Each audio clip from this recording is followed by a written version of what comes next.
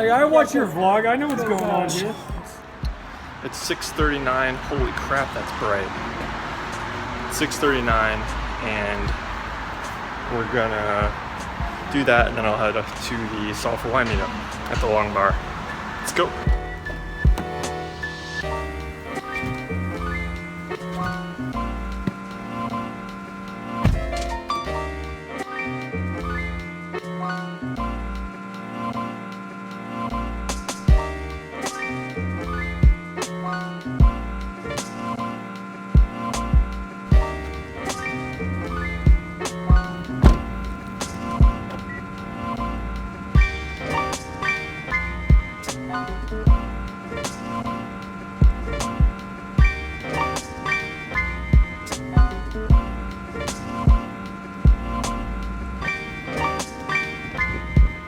We're getting some sunsets at least here. So just booked that small in. Gonna go get some food with Chris and Wendy. And might hop in a game at the Borgata later, we'll see. S4Y Meetup is at 8.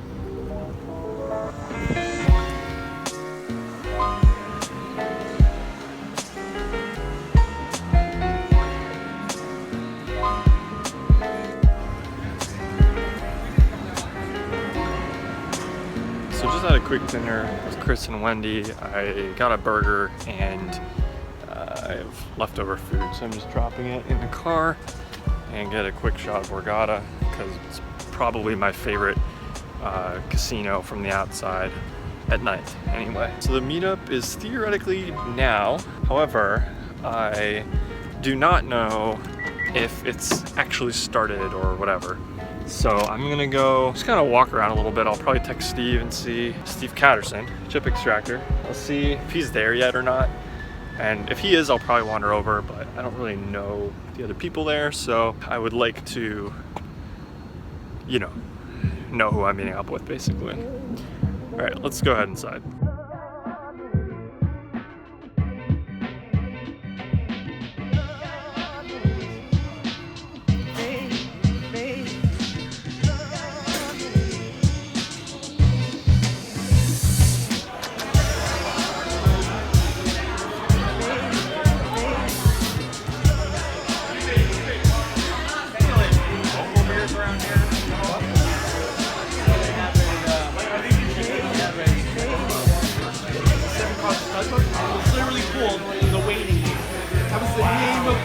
Man, that sounds like torture. And I was like, this is what I grew up on, you know? That was like the first thing, you know? Yeah, I get it. It's like, and we were like the first people in Monkey Show, right? Because I'm the Super System generation, where it's like, the games we went into, it's like, you don't want to be patient.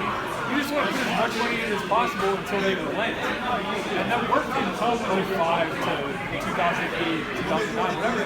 It's like, it's so cyclical, it still works now. You just have to do it in a more creative way. Wait, what? Oh, it's so fucking dark in here, I can't see shit. Oh, good. Oh, so, Matt Berkey here, for anyone who somehow doesn't know. High Stakes Crusher. Nobody knows. Recently crushing all tournaments possible. Hopefully Borgata. Yeah, hopefully. This place owes me $1 million and I'm gonna fucking take it. Yeah, mandatory S4Y plug. We're here at the meetup at the Long Bar, Borgata. I was honestly curious, like, what made you guys like decide to start actually putting the videos together? Like, what? I mean, you saw like vlogs coming out. Is that kind of like the catalyst, or did you have this in your mind for a while? I mean, I think we just have like a really, really big vision for the direction that like poker content is being taken. Like seeing guys like you and Nimi and all those guys like enter this market was really like the push necessary. Yeah. Where for a long time we've been having this conversation where it's like somebody needs to get out there and put content out that's driving, that's character driven, right? Yeah. And we had that opportunity with Dead Money. Yep. And like once that happened, it was kind of like a snowball effect where it's like, okay, we can clearly do this and do it well. Now let's see like how big we can make it. You know, so I think Poker Go's doing a good job, but I think that they can do better. Yeah, so definitely. Why don't you just give the mandatory, like, what is Dead Money? Because for anyone who doesn't know. So 2016, I was given the green light by my backers to play the Super High Roller Bowl, and it's a big deal. It was a Black Swan event as far as I knew.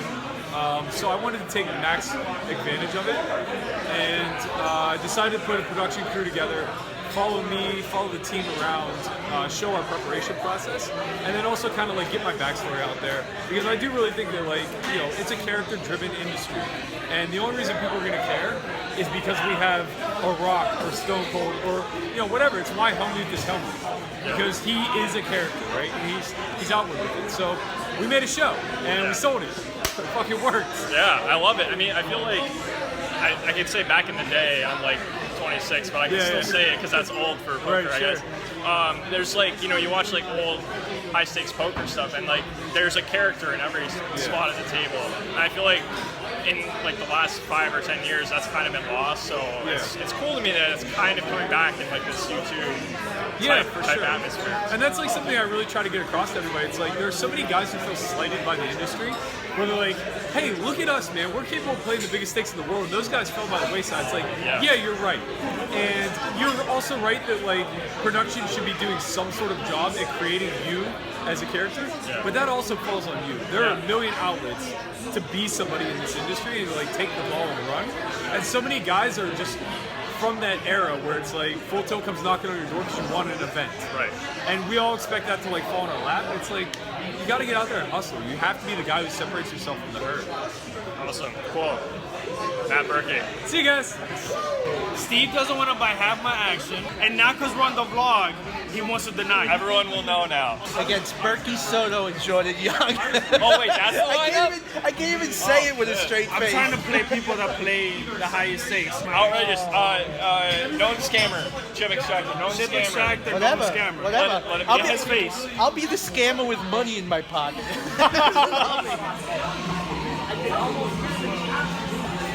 So we're gonna try to get a game going here at Borgata.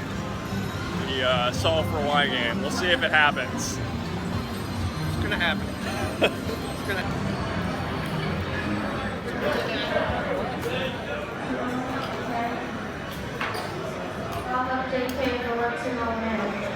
Plus, the game's gonna break in fucking in 2 hours.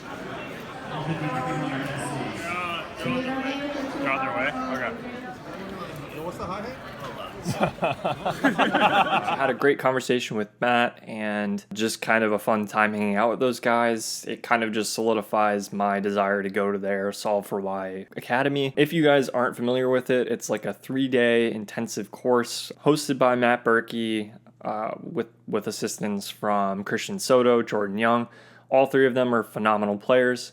Matt Berkey, of course, playing some of the biggest cash games in the world, and recently scoring his first Poker After Dark victory. So that was a blast, and somehow after that we managed to talk some of these high-stakes crushers into coming to the Borgata poker room and playing some hands of 1-2 with us. So the lineup was pretty absurd for a 1-2 game. I hope it is the toughest 1-2 game I ever sit in. So bearing in mind that the people who you don't know from this list have all been to the S4Y Academy and are basically, you know, some level of student of Berkey, Soto, and Young. Here was the lineup. Seat 1, Christian Soto, red chipper, S4Y Academy guru, and overall crazy good player. Seat 2 was a guy named Oscar. I didn't really get to interact with him, but my understanding is that he was also a S4Y Academy attendee. Seat 3 started out with my buddy Steve Catterson, Mr. ChipXtractor. You might know him from YouTube. You might know him from Red Chip, also a great player. He got up pretty quickly and was replaced by a guy named Chris, who I spent a little bit of time talking with at the S4Y Meetup. It seems like he takes the game very seriously. He went to the academy, said it really changed his game. Seat 4 was Ryan Schnapel, who is also a Red Chipper, also been through the S4Y Academy.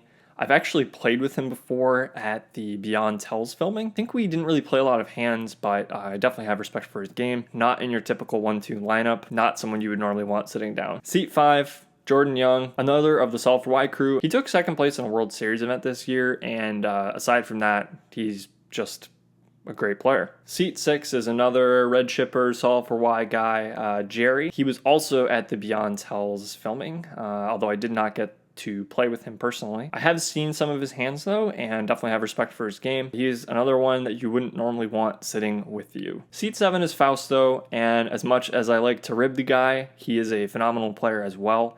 He knows how to put you to the test, and he's another guy who's been to S4Y. Surprise, surprise. Seat 8, it's him.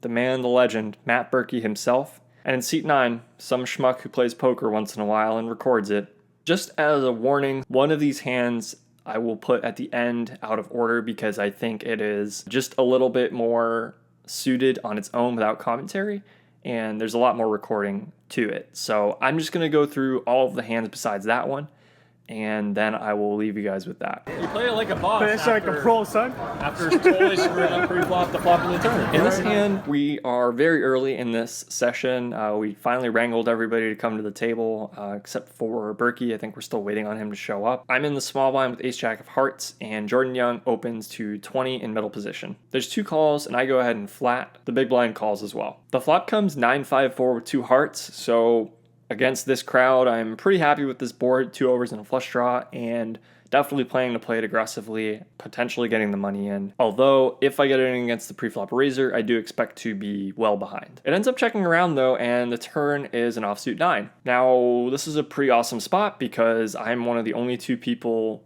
who acted before the pre-flop raiser on the flop, which means I can much more easily represent a strong hand, in particular a 9. And now that the board is paired, it's less likely that, say, the big blind has a 9. I go ahead and bet 50, and everyone folds pretty quickly. In this next hand, Fausto limps under the gun. Not exactly sure what he's doing this with, but I have queen-jack offsuit, and I go ahead and decide to bump it up to $17. Fold pre, fold pre. It folds to Fausto, who calls.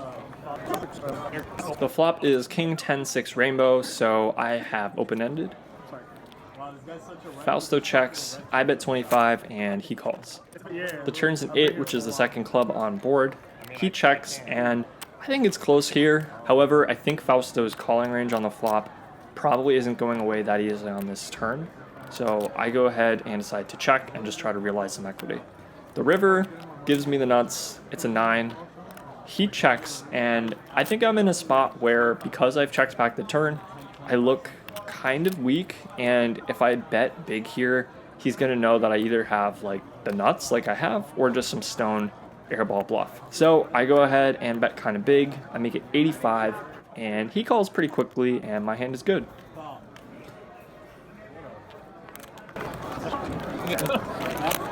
One to no limit. And right exam. Today, yeah. How would you play this hand? We're definitely rewriting. Also right, it's not big enough. 15. Yeah, we're gonna say 5. I mean, yeah. Anything simple. Is it a blind raise or? Yeah, it was a blind raise, yes. It's a blind raise with no option. He's been rubbing the fuck out of them though, so I'm pretty sure they're turning good. So I blind raised the button to 50. Oh, fuck yourself. Christian called.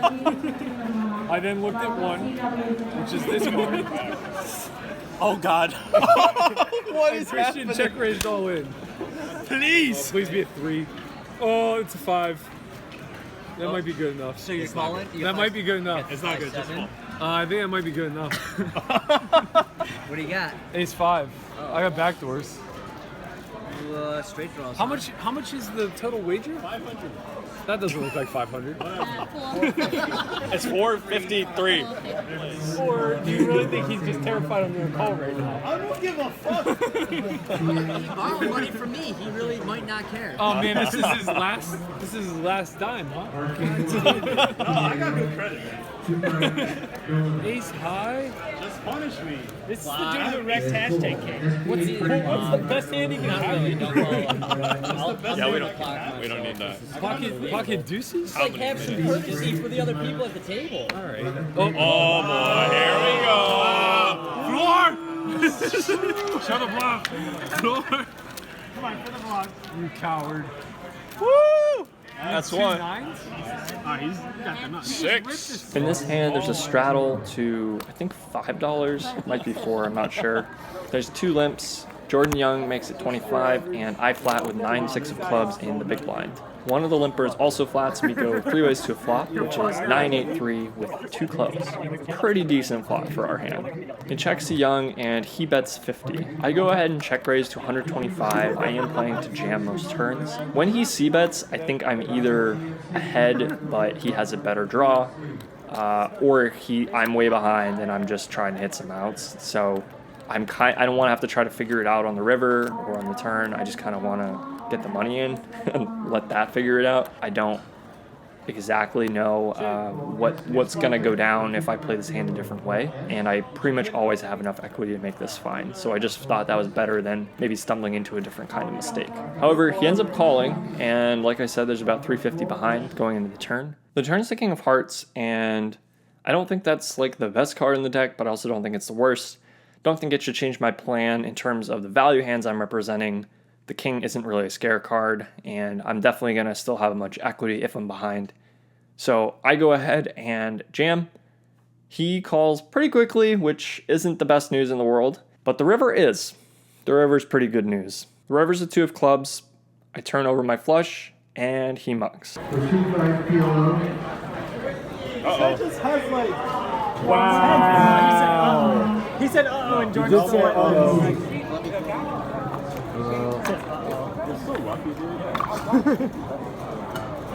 We're losing the vlogging war.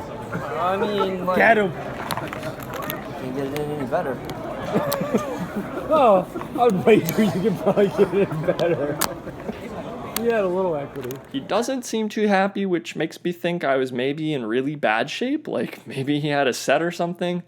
And I had much fewer outs than I thought, but I will most definitely take it. It's fun to hit those hands. In this next hand, there's 3 limps. Berkey is at the table and has been for a while now. He completes the small blind, and I check in the big blind with 10-7 offsuit. The flop is King 8-7, and it checks around. The turn's a 2, which puts a second flush draw on board, and Berkey now leads. I do think I'm ahead a reasonable amount of the time, but I'm not convinced that calling is the right play just because it's going to be hard to figure out what's going on the river, and there's a lot of cards we don't like on the river. So I actually prefer a fold, but in game I ended up calling. Come on, who doesn't want to call down light against Matt Berkey, right? It folds through, the river's a 9, and Berkey checks. I definitely shouldn't be betting here, so I just turn my hand over, indicating my check, and Berkey says, ship him the pot. That's good. Oh, wait, look. He looks back at his cards, and he turns over 8-3 of spades. He said he wanted to slow roll me earlier and couldn't, so I guess we're all getting our dreams today, Berkey. 1 second. There he is, the man himself. Angle shooting. Before I act, are we playing the 7 deuce game? Yeah, it's 50 from everyone. So are we playing it? In this next hand, Jordan Young straddles to 4, so I guess it was 4 earlier. Jerry opens to 15 under the gun. I'm in middle position with pocket queens, and I bump it up to 45. It folds to Jordan Young, who calls, and I think he says something to the effect of never folding to that sizing.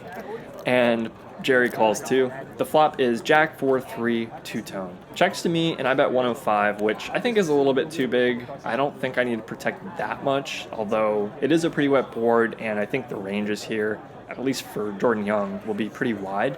So maybe the sizing is okay. But they both end up folding, and I just take it down. What? Who, me? Like, I watch your vlog. I know what's going on here. God damn it. I personally do. We're gonna pay for Matt's academy seat here. Oh, I hope so. In this hand, Berkey puts on the straddle for 4. I'm under the gun, and I open red pocket 8s to 15. Oscar calls in middle position. Steve now makes it 45. He has about 270 behind. Berkey now cold calls in the straddle for the 45, and I'm left with a pretty awkward decision. Stacks are kind of deep enough that I think I can call here, but I'm pretty much set mining. I could also jam, just thinking that Steve is putting the squeeze play on, and he's definitely capable of it. I do think he's a little bit less likely to be squeezing in this group dynamic with these players. So I go ahead and call. Oscar ends up folding. We actually flop an overpair. It's 7-5 deuce. and Berkey checks. No choice here for me. I think I have to check too. Steve gives us the bad news. He goes all in. It actually is about 230, not 270 like I said before. Berkey folds, and I'm left with a pretty awkward decision. I'm not exactly sure if he would play overpairs this way or not. I think he probably would. So I can't really just have the logic, oh, he wouldn't jam with a good hand I call. And it kind of sucks because if I'm right and he has just like ace king, then he has 6 outs, but if I'm wrong and he's got me smoked with an overpair, I just have 2 outs. And because it's a rainbow flop, there's not like flush draws to think about or worry about. So I go ahead and sigh, tank, fold. He turns over ace king off, and I kick myself a little bit, but I'm still pretty okay with my decision. I was trying to find my backdoor. I think it was pretty obvious. He was just finding out where he was at. Yeah. Real feeler man. He's bluffing. I knew he was bluffing. Fake smile. Oh, but that had me beat. Damn it. That was a nuts. That was a pure nuts. In this hand, there's another straddle. I open pocket aces in early position, and Ryan Schnabel flats, I believe, in the small blind. The flop is queen, jack, jack, two-tone. He checks, and I think it's pretty close here between a bet and a check. There's definitely stuff I can get value from, but at the same time, I think I'm going to face aggression reasonably often, and I wouldn't mind just kind of keeping this pot small, putting in like 1 bet or maybe 2 bets on the turn and or river. So I check it back. The turn is a 9, which is also the 3rd club. He checks again. I go ahead and bet 20 now. I just think that I'll get a little bit of value from queen, and there's now so many draws that it seems like I'll be able to get a little bit of value, and he might not check raise now either. He calls. The river is an offsuit 9, so it's a double paired board now. He checks, and I'm left with a kind of weird decision. I think I could definitely check this back and just realize my showdown value, but I also think the way I've played the hand is pretty weird, and he might just peel river with a queen, maybe even occasionally an ace high kind of hand. So I go ahead and bet 20 again to kind of keep his range as wide as possible. Unfortunately, he calls with king 9 suited, so I lose that hand. As promised, I decided to save the best for last. I don't think this really required any commentary. This was a hell of a game. Couldn't really have imagined a better end to the trip, and it was awesome getting to meet everyone, play with everyone, and I'll let you watch from there. I keep on telling people. It's unbelievable. What do you got for me? I didn't. What game are we playing? I don't know who that is. You want to play? Yeah.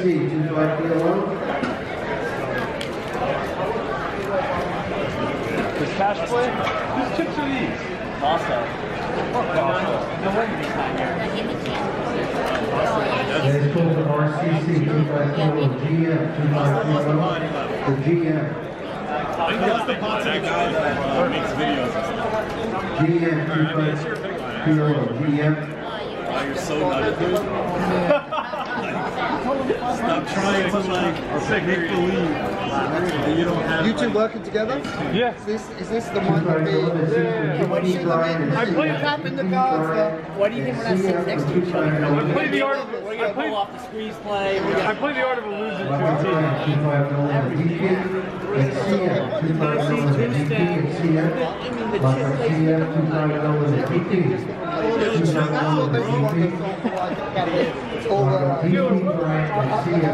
All right. What you now, dude? Am I forced to call that? I can do other things, right? Let's stay. I'm going to do this. Oh, man. Bang, bang. What do you got?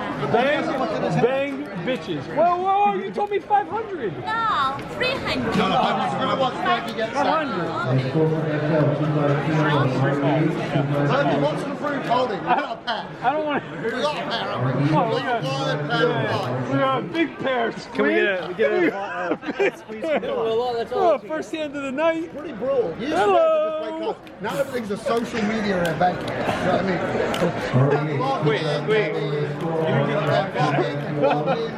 Is this your first hand? Don't wait on this one, Jerry. You don't want anything to do with this.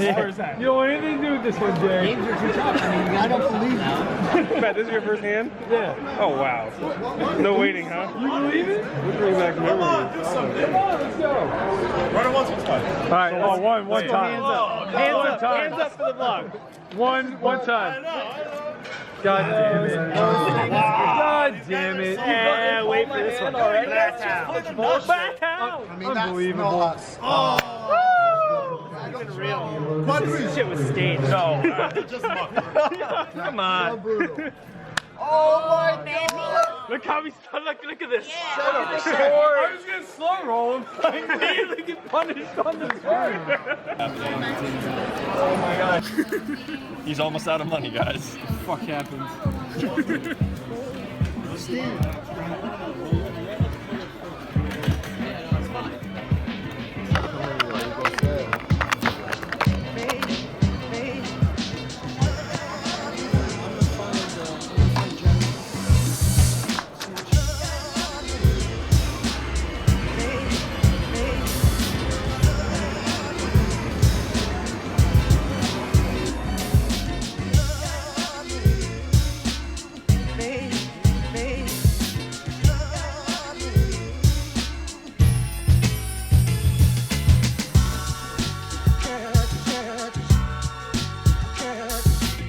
Just dropped off a couple of the people who were here at the S4Y Meetup, dropped them off at Harrah's, but then I found these two suckers in my pocket that I had for rebuys and forgot to cash in, so I gotta go drive back to the Borgata, pay them another $5 just to park, just to get like 200 bucks, but better than losing it, I guess, or having to wait till I come back. Had a lot of fun at the meetup, and the meetup game was awesome.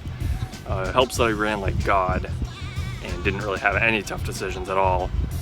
And you know, stacking Berkey the first hand was pretty sick. Yeah, the result of that was in for 300, out for 1405. 1405. So that's a profit of 1105, and by far my best win of the trip, and puts me at 4 winning sessions in a row on the vlog in AC. So that's pretty nice, especially because I didn't do well in the tournament. Always good to round that out with some cash wins. So not planning on playing tomorrow, but we'll see. I might be tempted. Well, let's go. Oh, such a pain in the butt. Why'd I have to be so...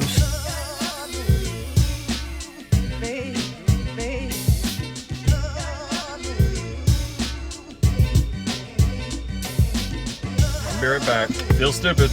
Not gonna lie. I feel real.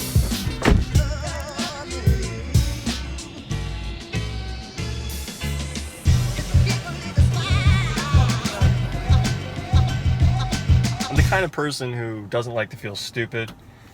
So like forgetting to cash in certain chips, that qualifies. But I did get to meet Stacy while I was waiting in the cashier line to cash out my chips. So it was cool to meet you, Stacy. Thanks for saying hi. So now I'm just gonna head back to the EconoLodge. Let's go.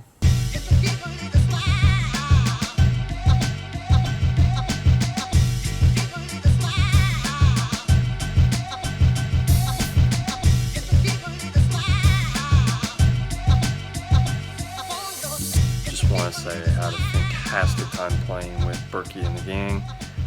Big thanks to them for putting on the S4Y Meetup and for being good sports and hopping in the 1-2 game with us. That was awesome. Obviously very lucky to win and get some good hands for the vlog too. But also I think I even more so appreciated just what Berkey had to say about kind of the state of poker content, and just that there's value in putting this kind of stuff out. Definitely one of the highlights for me since starting the vlog. I hope you guys enjoyed it as well, but for me personally, getting to meet those guys and actually, you know, talk with them one-on-one was very cool. I agree with them about a lot of stuff, and I look forward to hopefully running into them again in Maryland at the WPT as it's coming up, and elsewhere.